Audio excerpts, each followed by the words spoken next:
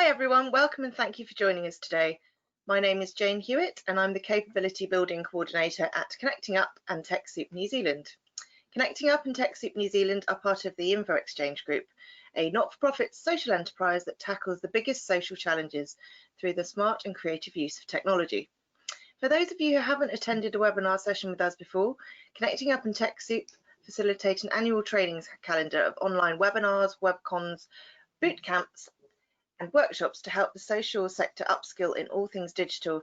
And you can check out our training and education events calendar on both of the websites. So welcome today to the webinar, Getting Back on Track, online strategic planning with Jenny and David from Nonprofit Training. And just before we begin today, we'll start with a bit of housekeeping. All lines are muted, so if you have any technical issues, please do pop them into the questions box on your GoToWebinar panel, and I should be able to assist. And if you have any questions during the session, please also type them into the questions box, and Jenny and David will answer them at the end of this webinar. Please note that your comments and questions won't appear to the entire group. If you're on a Wi-Fi connection and have multiple programs open, this can sometimes affect the quality of the audio and the video of the webinar. So please could you just shut any programs that you're not using. Please note also that this webinar is being recorded and you'll get a copy of the slides and the recording towards the end of today. And just before we start, I'd just like to add that we are sending out a very quick survey that comes up at the end of this webinar. And so if everybody could take a couple of minutes to fill this in, that would be really appreciated. So I will now pass you over to Jenny to get things started. Thank you very much. Thanks so much, Jane, and thanks for having David and I here today. I would just like to commence by acknowledging the traditional custodians of the lands across that we're meeting across today. I'm lucky enough to live and work on the Dja Dja Wurrung clan's country. It's an amazing country, and I thank their elders for keeping it safe, the lands and the waterways over 60,000 years. And I'd like to pay my respects to their elders past, present, and their emerging leaders, as well as those leaders of the countries that you're on today. So I'm Jenny Holiday and I'm from Nonprofit Training. I'm a director there, and my experience with not-for-profit, both working in them as well as being on boards of not-for-profits, is extensive and goes back for many years, as does David's. David describes himself as a recovering lawyer, and I have worked together over a number of years, and his skills, his both depth and breadth of experience in the not-for-profit sector just continually amaze me. And one of the things that David and I talk about that is particularly difficult about a webinar is that when we do strategic planning, the wisdom and the knowledge is always in the room. And so hopefully you today will get just a bit of a feel for some of the tactics that you might use to engage your members and community, as well as your committee and boards in the strategic planning process. Quite often when they start talking about strategic planning, it's, I think I've got my my haircut today.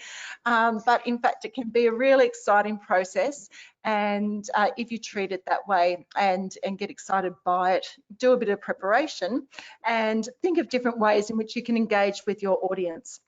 So Nonprofit Training works across the country with not-for-profit organisations to help them do that, to do the business and the things that they find sometimes a bit challenging, because you go to connect with the organisation as compared to necessarily do the financials or governance or strategic planning.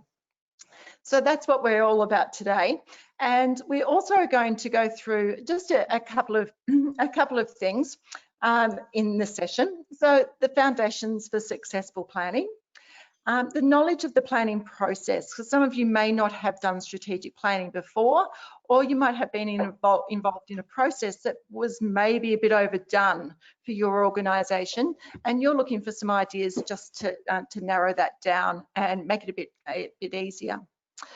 Also, just to get an appreciation of how a plan can steer the organisation and help you to win support from your membership, might even be funders and other stakeholders, through communicating what you're setting out to do, so people can come along on the journey with you. But also have a look at some tools and some online tools that can help you to assist. But David and I are keen to find out from you through a poll just whether you have a strategic plan at the moment. So Jane's going to put up that poll for us, and we'll give about 30 seconds for you to respond to that poll.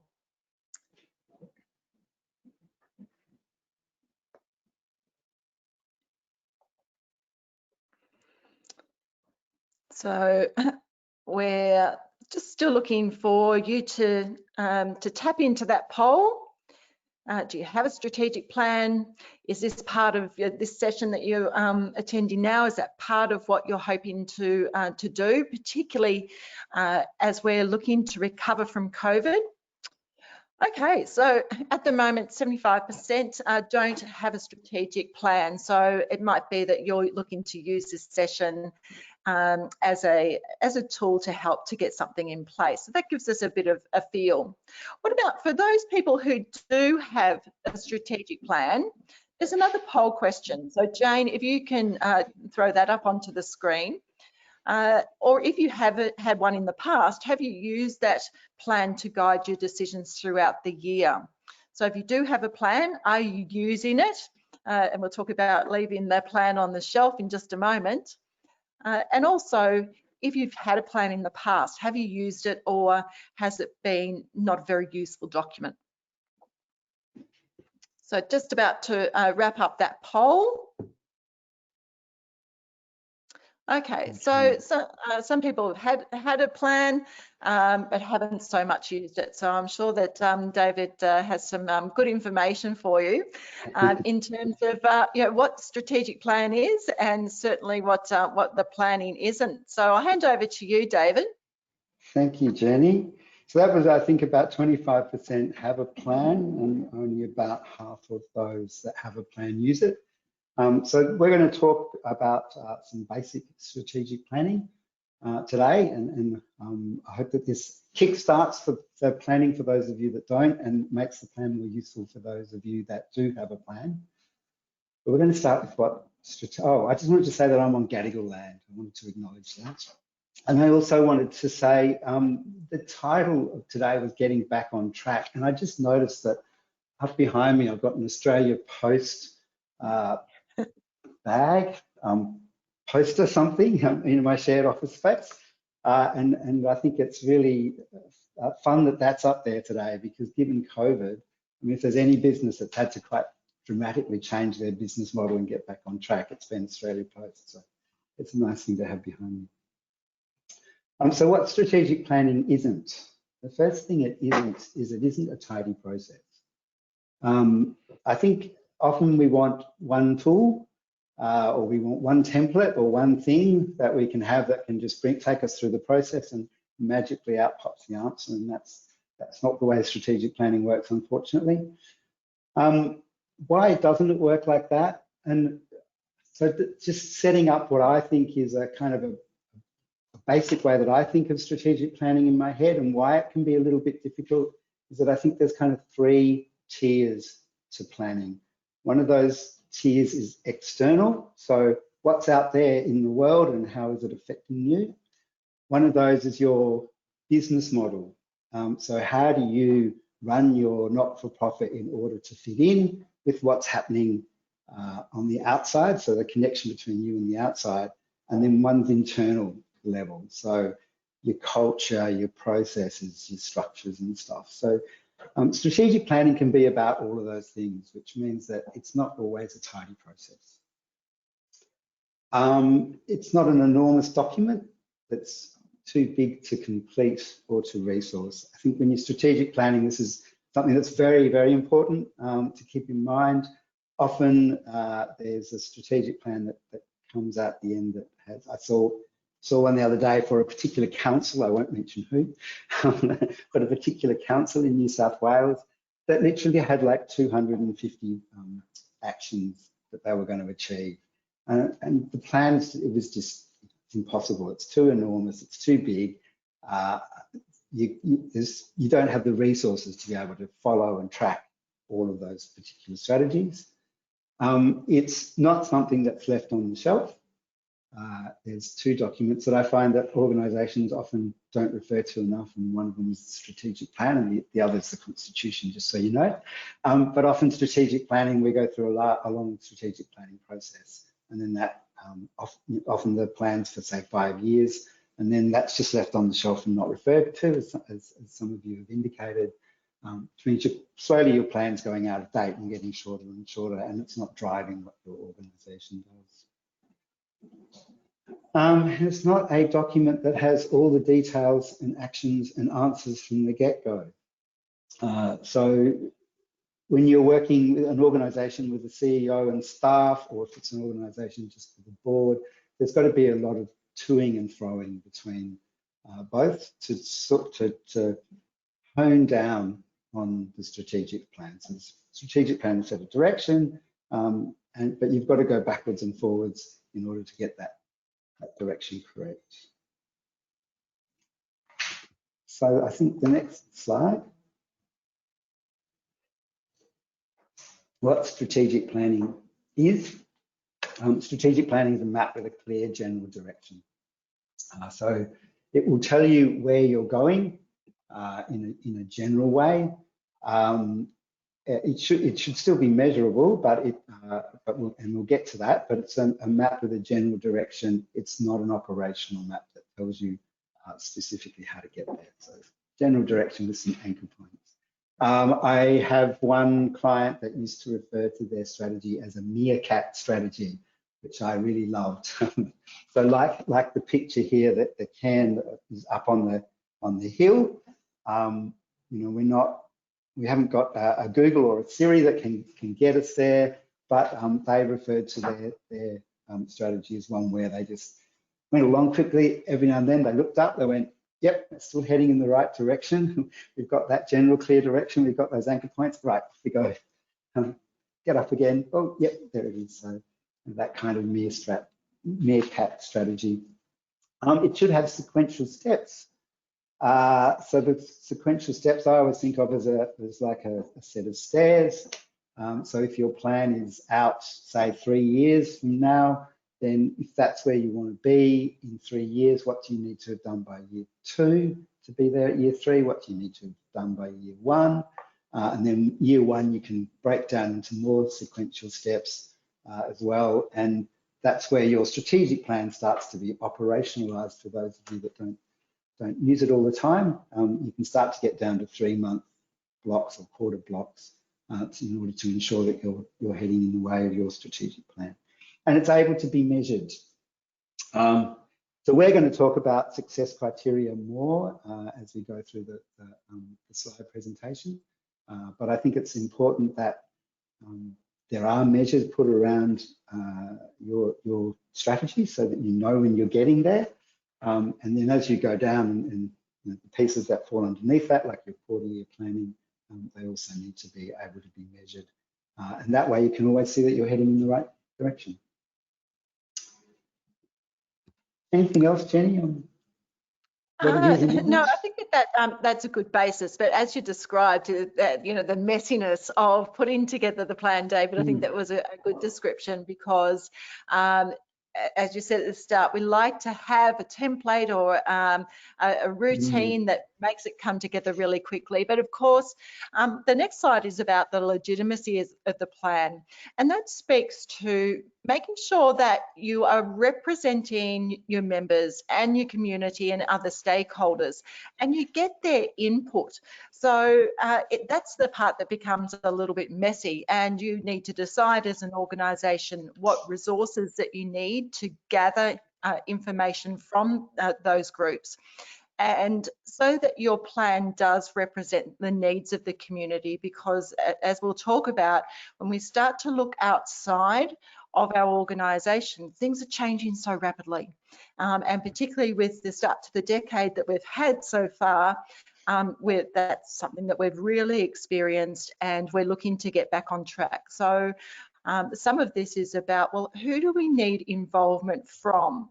And so it's good to start off thinking about that before you embark on your plan so that you can collect the information that you need. And of course, the more you engage with your community, the more legitimate that strategic plan comes and can speak as a voice and a plan for your members and community. So part of strategic planning is reflecting. And I really like this quote from Mick Dodson, is that we need to know where we've come from in order to understand where we need to go. And in the busyness of our lives in not-for-profit organisations, quite often we don't spend as much time as we possibly could reflecting on our successes, as well as evaluating where, where we could have done things a little bit differently. And so it is good to capture that story from people sitting outside the organisation. So while if you have them, staff and volunteers, as well as the committee or board members, having their input, it's good to garner information from other stakeholders as well about, you know, what's been different for them, what do they think has gone well, so that you can start to get a feel for what they want for the future as well. And do remember that it's everyone thinks in different ways, and it's good to capture that energy and those skills during the strategic planning process, because some people are very visual, some people like words, some people like numbers. So it's good to get them, or give them ways to describe where those wins have been. What were the wins? Great to ask a question. What are you proud of in relation to this organisation? And you can ask that at every level of stakeholder. And what do you get excited about? So that you get a real feel for where their energies sit. And that can be done in reflecting something like this infographic. Really quickly and easily pulled together in a program like Canva, for example. Pulls together good infographics for you, even if you're not an artist. And so this is capturing some of the things that this organisation was proud of. And likewise, this was an environmental groups up in New South Wales. And so they were talking about, well, you know, we're really proud of the fact that we've moved from being some isolated organisations to a great collective of organisations to really get much greater impact. And so then, therefore, they wanted to build on that. So some of the ways that you can gather inputs are to look at some of the following tools. Remember, as Jane said, you'll get a copy of this slide deck, and so you don't need to note all of these down. But some of the good collation tools for information, even though some people don't like filling out surveys, a SurveyMonkey, Jotforms and Google Forms perform that same function. It might be that if you get everybody together in a room, you can use the tools such as Slido or Zeetings, and they're meeting tools where you can capture the feel of the room. So people use their smartphones, you give them a code and they can engage with the questions right there and right then. So you can get a bit of a feel for what they're thinking, because we do know that not everybody in the room likes to vocalize. They might be a little bit of sit back and listen, but they sometimes interact really readily when they're de-identified. So those tools are really good too. Asking people to post things that they're proud of, that they get excited about online using your social media platforms. And Facebook also has a survey tool. So you can easily, if that's something that your group uses, you can easily do that. Or you can post something on your website if you have one. Of course, really powerful stories come from that one-on-one discussion that you have with people. And so it's great to gather together information. So there's a whole bunch of ways that you can do that. I even know that people have got put chalk outside their organisation's doors and got people to write on the pavement some of the things that they're excited about. So that's a really easy, accessible way to engage people with their thinking. Of course, when we're reflecting, sometimes this is what our plan looks like on the top line, nice smooth sailing to that endpoint. But the reality is that we know that we go through a few ditches and a few highs as well getting to the end of the plan. But of course, unless we have a clear plan, it's really hard to work out, have we been successful or have we got to where we want to go, and then communicating that with your membership. So it's great to have a plan, even if we know that it's not all smooth sailing. So capturing those things as well. What didn't go as well as planned from the previous plan? What could we do differently? What are you hearing from the community that's not quite right yet? So these are all questions that you might use with your committee to start to think, well, how will we throw those questions out there so that we get some information back from our members? But of course, this is also about thinking forward, and some of the questions that you can ask is, well, think about our vision and where we want to be, and maybe even think about one person in our organisation and how you'd like to make changes for the better for them. So what would be one action? What would be one change that you think that you could that we could put in place to make the biggest impact towards our vision? And sometimes, especially with concrete thinkers, that really helps them to focus their attention on one thing, because not all people will want to engage with the strategic planning. Some people are not big picture people.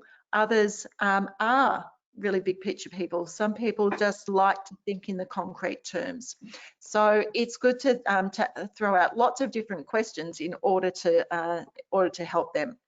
So if I thought about a question where it was about what would be one action that we could do in order to make things better for our clients, as an example.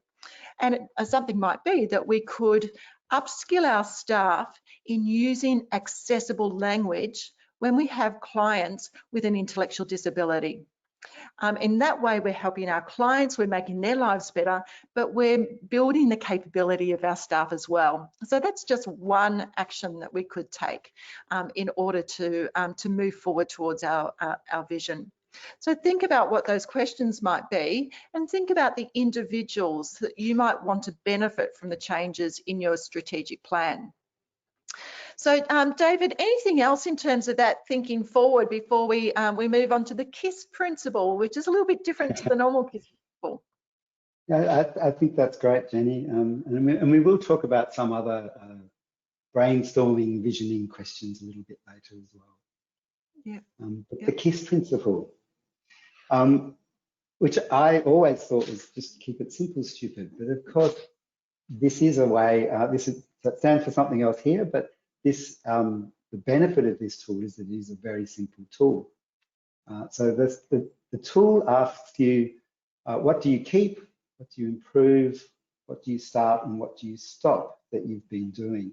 And I've seen this used exceptionally well in relation to COVID, when people are planning.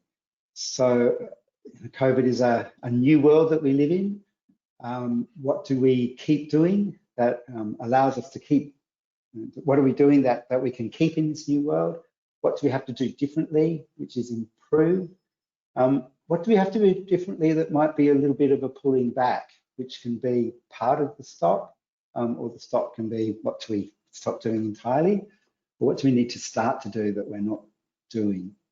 And all of these in the COVID world, you know, people are thinking about these as well as in terms of you know, how long do we do all of these? So what will the new normal look like? Are we keeping, sorry, are we starting something that we're only planning on doing for the next 2 years, or is it a longer term goal? And so David, I think that's really important, isn't it, for people who are maybe thinking that their worlds are going to be completely different, and yes, thinking about things differently. That's a really great time, don't you think, to do a strategic plan? Absolutely.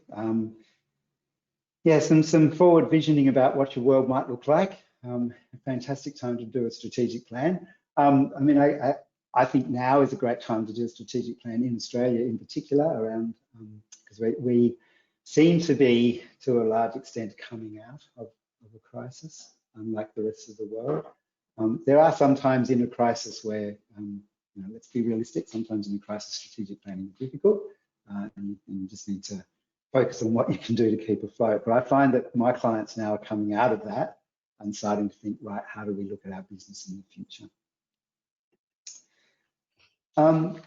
What's in your speech? This is another question that can help you look at the future and where you might be. And the question is, if you're giving a speech at I like to say cocktail party, but that's not necessarily the right environment for all organisations. But if you're at a cocktail party and you have to get up and give a speech in 3 years' time, what is it that you want to be able to say to your members, to the community that's out there, to your funders, that you're really proud of?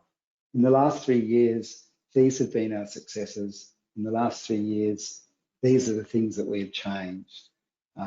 These are the things that we continue to do well. And this is where we're going and what we've got left to achieve. If you're really clear on the success for the next 3 years, that this is where we want to be in 3 years, this is what I want to be able to say, when you imagine that saying it to people, that helps to really bring out what you need to do to get there and for who you need to do it. Mm. And that's a great point that you're making, I think, David, is that sometimes we forget our why, why we're doing the things that we do. And of course, that's a great question to ask. Sometimes the committee or your board come up with different answers. Have you found that? Yes, I found that the board comes up with different answers for your why. And in fact, you know, the level of the why is I always find very interesting as well. So what's that? We often in strategic planning, we talk about the vision and the mission. So often the vision is the way that you want to see the world. So that's your why. But the mission might be what your part of creating that world is. So there are often differences, and I think that that's a great it's a great thing to check when you're planning, that everybody is on the same page about what the big vision is for the organisation, the big mission. How is it that you're making your impact in the world? David, one of the things that I picked up from what you said just then is about the vision, that's your why, you know, why you exist, and your mission is about your part in it, because as you said right at the start, sometimes plans can become so large, but we forget that that we don't have to play in the whole sandpit, or this is the one sandpit we want to play in, that we can't be everything to everybody. And so that narrowing down process is also part of that messy bit, isn't it? Yeah, it is. That's part of that narrowing down. There's an organisation that I work for that works with prisoners, and their why, their big why, or their vision is a system that's different from our current penal system, where people are rehabilitated to go back into the world. But they certainly can't achieve that on their own. But their particular mission within that vision is that they provide jobs for people that are exiting prison. Yeah. And Jenny, we've got another way of looking at what's happening around us on the next slide, I think, is this is what some people call the PESTLE. You may have all heard of this, but PESTLE, P-E-S-T-L-E, just stands for the political, economic, social, technological, legal, and environmental things that surround us. It's a good way, when we get back to those 3 levels of strategy, the 3 levels of planning, this is a really good way to think what's coming at us. So it's that big level of what's out there in the world, and then what are the threats that are inherent in that, and what are the opportunities that are inherent in the things that are out in the world and around us. So I think it's a great tool to be able to take that snapshot. It helps you, it prompts you that you don't forget any of the different things that goes on out in the environment by giving you the lovely little PESTLE word. And it's one that you can use. I find it's a lovely one for boards in particular, I find, because the role of the board is to be a little outward focused, and so I find it's a great one to split board members up and have them chat about. And then it feeds into a SWOT analysis. Hmm. Do you have anything David, else on this one, Jenny? Yeah, so I was just going to say before we then link that to the SWOT, and many people would have heard about the SWOT. Some people haven't heard about this this external analysis, if you like. But one of the things that we need to just put a check on when we're doing that external analysis is that once the boards start to have that discussion, they come up with all sorts of opportunities and threats. But again, this is a good time to think, well, yes, but we can't focus on all of them. And so making sure that we take the most important opportunities from that external analysis and working out what are some of the threats we really need to attend to. Otherwise, we might just become extinct ourselves. What are they? So that we can narrow those down, and you're not dealing with the whole plethora of worldwide threats and opportunities. So I find that that's an important part. Yeah, I know. I know that you just recently. So, Jen, I was going to say, I know you just recently been doing some training around risk as well, and I think that what you're saying there is exactly that. Like, there are many risks out in the world, and looking around in the environment, there are many that we could come up with, but a risk analysis around which one are the ones that we need to focus on, which are a big risk but unlikely to affect us, and so on. So a little bit of that's right. filtering. And look, many people didn't have a global pandemic on their risk register, whereas some people did. And I guess for this, we don't need to, it's good to consider some of those really global impacts, but also recognise that for some of us, they're opportunities. For others of us, they're very significant threats. So have them on your radar where they're going to impact you significantly if they do happen. But of course, if they're not going to cause a significant impact for you, then you don't need to attend to it to as greater extent. One of the other things there, though, is, well, who holds the power in some of those things? Because this then starts to talk to our stakeholders, David, doesn't it? So when we're looking outside of the organisation, well, who holds some of the power and influence that will impact on our opportunities or threats? And who also might be some of the drivers of or blockers of change? Because sometimes they sit within our own organisation. I'm sure that we've all experienced those before. But some of them are outside. So just recognising who those groups are that you might need to build into your stakeholder engagement plan as part of this planning process. I think that's great, Jenny, and I think that shows that some of these tools, they're simple tools, but when you start to dig a little bit deeper, these tools can be used really effectively in your organisation, which does bring us on to our SWOT analysis, I think. Yeah, because the SWOT analysis is a simple tool in some ways, and organisations that you work with sometimes say, let's do a SWOT analysis, and everyone goes, oh no, not a SWOT analysis, not another SWOT analysis. But I love a SWOT analysis because I think that this is one of the most powerful tools that we can use if we use it correctly. So I think we all know what it is. It's looking at the strengths, weaknesses, and the opportunities and the threats for an organisation or for a particular strategy. But where I think it becomes really, really interesting is when you start looking across the SWOT at the different parts. So another way of talking about strengths would be your capabilities. What is it that you do really well? What is the organisation's capabilities? What are they best at? What gives you your competitive advantage, if you like? I know that we still have to be competitive in the not-for-profit sector in many areas these days. So what is it that gives you an advantage? Why people come into your organisation? So if you pair that up with your opportunities, it can help you start to filter what the opportunities are and which are best for you. So if you've got 3 or 4 different opportunities, for example, but one of them, you could harness that for opportunity very easily without doing very much, because it's already within your capability. You're doing something else. Then can you expand that capability to take advantage of that opportunity? So being able to look at how what you're already doing can be leveraged into the future. And I know this has happened a lot at the moment.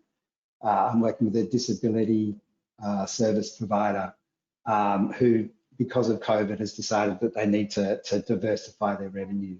And so they're looking at what they do well, what they provide and the way that they provide it, and how they might be able to use that information and those skills to create new opportunities that are fee for service for them. And then the same sort of idea with weaknesses and with threats.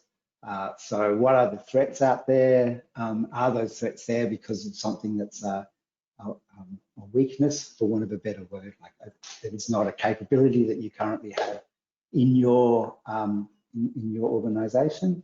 If it's not a capability that you have, but there is a threat, then you can start thinking about things like, do we have a partnership to build that capability in? Do we build it ourselves? Do we subcontract and buy it in? So you can start to see how, when you don't just look at 4 individual boxes, but you start drawing the lines between those boxes, this can become a really powerful tool to look at where your organisation might be going, and what are the good opportunities to harness, or what are the how do you prioritise, and then how the threats and the weaknesses, how do you manage those? Which ones are important? David, I think Jen? that this then links to that, the KISS diagram we had up before about what do we keep, what do we improve, what do we start, and what do we stop? Because certainly where there might be some great opportunities, but we say, oh, we're just not good at that stuff here. Well, it's about potentially investing to build capability within the staff or the volunteer team, or, as you said, David, to outsource and bring those skill sets in so that you can manage that internally for the future. So it's all about that prioritisation, isn't it? Yeah, and even to say, there's an opportunity out there, but it just doesn't sit within our skill set. So this is not an opportunity that we're going to capitalise on, but this one is because it does. Yeah, and it'd be interesting for everyone on the session today to think about whether this is where you start to come a cropper and it becomes particularly messy, because I know that this is sometimes a juncture where there's some great ideas that are put on the table to things that you could start that are opportunities, but then we start to say, well, what is our core business? What's within our skill set? And so it's a difficult decision and a difficult balance for the board to come to. Of course, that strategic plan isn't the definitive plan, it's the guide for the future. And as you expressed at the start, David. Yeah, look, that's a great call, Jenny, because we did talk about how it's messy. And I think if you're going through a process, this is the part where you can really expect it to get messy, because it's easy to ask the questions and it's easy to get the information down, for the SWOT analysis to put things in 4 boxes. But there's going to be a period in there where things, don't quite gel, and you've all got to be able to just sit with it and continue to ask the questions and prioritise and do all of those sorts of things, so that that messiness will eventually go away and some things will start to crystallise. So don't be afraid of the messiness, is probably one of my big rules when we're doing strategic planning. Now, David, I know that you feel pretty strongly about the planning by committee here. So strategic goals is one of those areas that sometimes strategic planning can get bogged down in the wordsmithing. Absolutely. That's my second big rule. Don't draft by committee. There's, if you try and sit around once you've got through that messiness, you still got to get it down on paper. I find that often that that's where organisations again come a cropper, is that we sit around a board table with however many 8-10 people, some staff, and we try and come up with the words for our strategic plan. I think the much better option is to set the goals and the themes. As the CEO who's there to deliver the operations, I think the CEO has a role of being able to continually ask themselves and ask the board, do I understand what the strategic direction is here? Do I understand what you're asking? Do I understand how we might measure success? To capture those words, but don't try and wordsmith it. Take it away, write it up, bring it back to the board, and have another session. So we talked about it being a process, and I think this is part of the process, being able to bring it back to the board, to have another session about, right, we think this has captured everything that we want. What do you think? Let's have another think about it if there's things to change. It also gives the CEO the opportunity to at that point say, as we were talking before, it shouldn't be too much to do. It gives the CEO, the GM, whatever the term is that you use, the opportunity to say, great, we've got some wonderful strategies here, but we just don't have the resources to deliver all of them. So we're going to need to go back and do a little bit of prioritising. Yeah. Jenny, on this side, it's like, you know, we've got some, we were talking about this yesterday, some common goals and themes and pillars of plans. I've been doing this long enough that while everybody's strategic plan is obviously unique to them and to the circumstances that they find themselves in, there are some common themes that come up, and they're often around these four, around growth, governance, internal capacity, and quality service. Growth might be goals around revenue or your spread of revenue. Do you want to grow clients? Do you want to grow the types of services that you deliver? Governance might be around your board. What goals does your board have for the future to upskill the board or to create a risk management plan? Governance is a journey. That's another one of my sayings. Got lots of sayings in here today, but governance is a journey. It's not a destination. So what are the things that you might be looking at doing in terms of governance? Internal capacity, that becomes your policies and procedures and staff training and culture and that sort of thing. So goals around those and how do they support your organisation. And quality service, most people have, I find, these are not musts, by the way, these are just, I find often that people will have a goal around quality service, which I kind of think of as their business as usual goal. So how do you make your business as usual better? It might be surveying your clients more often, for example. So those are the four that I find there are that appear in a lot of plans. And I think we should just probably... And these are generally, David, sorry, these are generally the things that you see visually as we've put a screenshot here, the external facing part of the plan, because these are, you know, that this is where we want to get to by the end of the plan, and the middle parts will adapt as we go and allocate resources as we need to, in order, as David said at the start, to take those steps. It's like climbing a staircase, take those steps towards that final goal. So outwardly, this is what you'd see, but internally, it's then about setting some of those goals. But it's good here too, David, to think about what success looks like for each of those pillars, if you like, because without saying, well, success means, and making that statement, then it's hard to know whether you're getting there or whether you've actually got there and it's time to celebrate. So they're important parts of the plan too. Yeah, but just get in.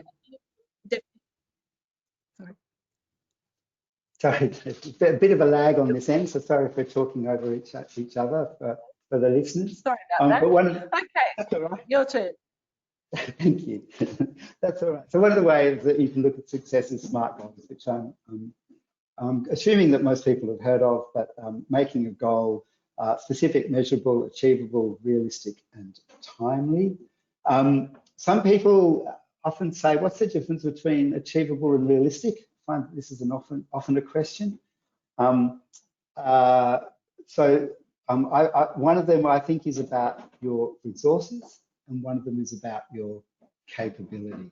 So is it achievable? I want to run a 4-minute mile, but I don't think it's probably in my power, no matter what I do, to accomplish that, even though I have all of the resources to do it. So I usually use, with R, I sometimes think that can mean resources, which helps me remember the difference between the two.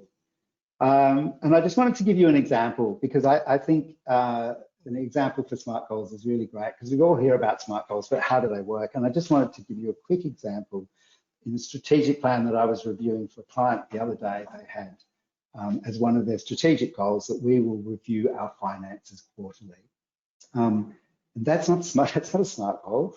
And so we had a bit of a discussion about, when you say your financials, what do you mean? Be specific about what it is you're trying to measure.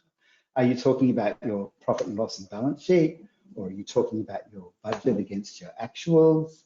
Are you talking about cash flow? So what is it in your financial statements that you want to measure? So that you want to review? Who's going to review them?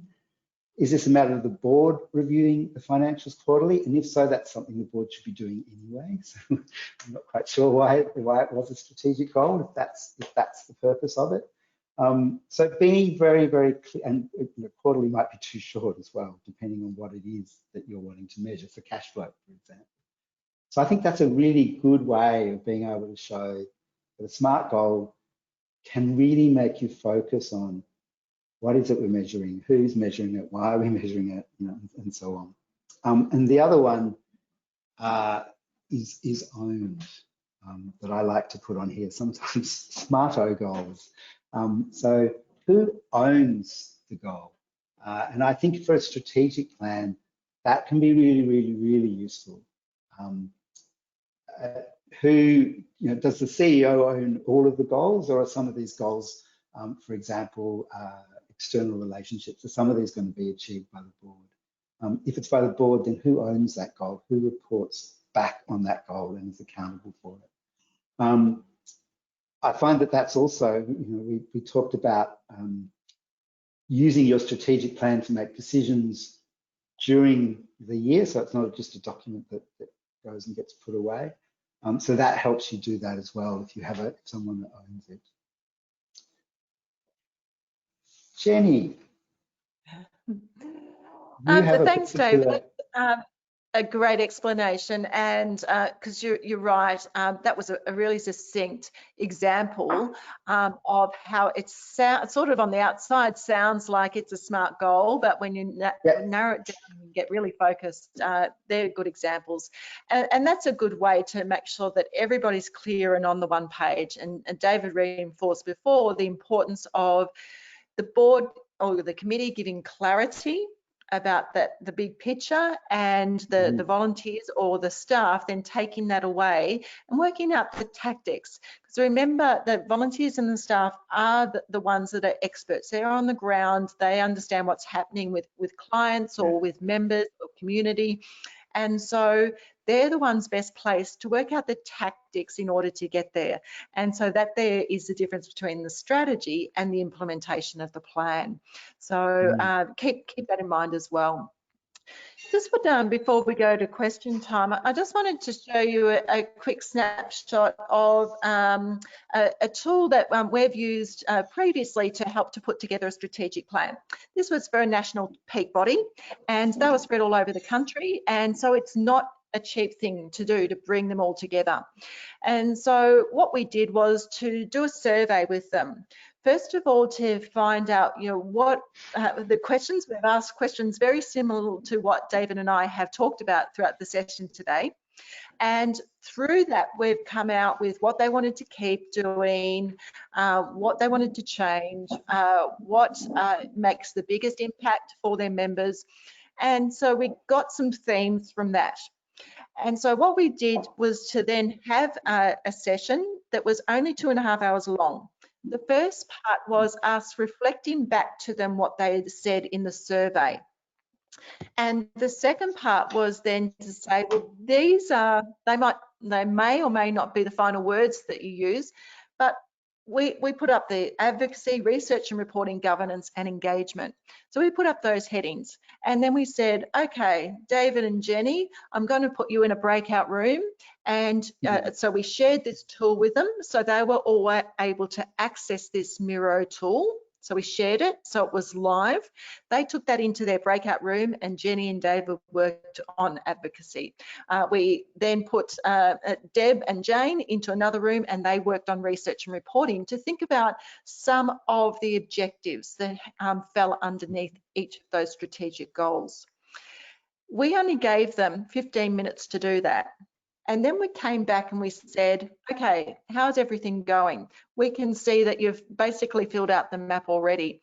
So we then started to get some of the success statements down pat.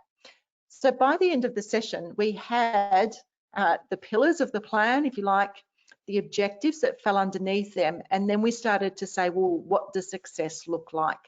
And so that was a really effective and quick way that the board could come together. They can then say, well, what do you mean by this? And we were live doing the document. There's some really great tools that you can use to help to track your strategic plan, like Trello or ClickUp. And that's basically just putting all of this into the plan and following the progress. For all of the steps and the actions that you take, it's about saying whether it's on its way or whether it's completed or at risk. So it's really easy for the board to see how you're tracking against that plan, because that's one of the other things, not leaving it on the shelf, but thinking about how you're going to track it. What is an easy, cheap tool for you to use as a board to track that?